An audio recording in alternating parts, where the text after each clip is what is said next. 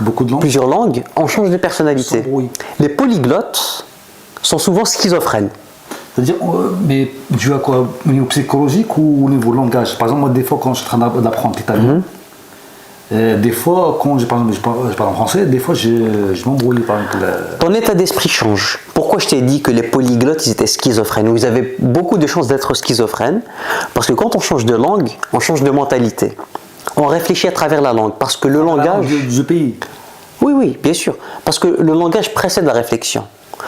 Quand tu réfléchis en arabe, et quand tu réfléchis en français ou en anglais, C'est pas la même chose. ce n'est pas pareil. Parce que c'est peut-être dû à la culture, peut-être, non? Non, juste à la structure des phrases. Par exemple, on va dire en arabe, tu as le présent, le passé, le futur. Ok. En français, tu as le futur antérieur. Ah. Le futur antérieur, c'est quoi? C'est le futur dans le passé. C'est ok. Donc, c'est contre-intuitif. Il y a par exemple, pour décrire quelque chose, la langue arabe, elle est très riche. Des adjectifs qualificatifs. Ouais, c'est vrai. Voilà. Par contre, on va dire la langue anglaise, elle est beaucoup plus simple, Ouais. mais plus précise aussi.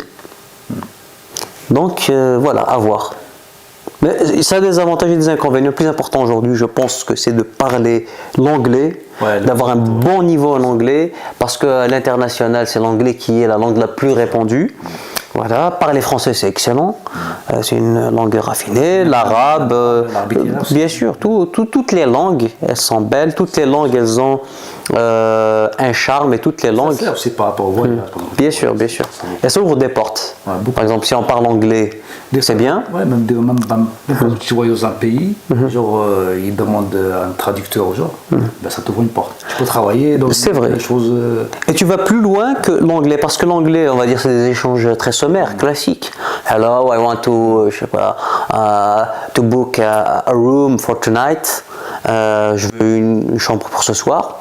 Alors que si tu lui parles, tu dis, un Thaïlandais, tu dis sawadee krap, etc., kapong kap, bon, ça, tu vois, les petits mots, etc., ça ouvre des portes. Toi, demain, si tu avais un Cambodgien qui te parle en dialecte algérien, Ouais, c'est vrai. tu serais content. Bien sûr. Eh ben, c'est pareil. Tout à fait.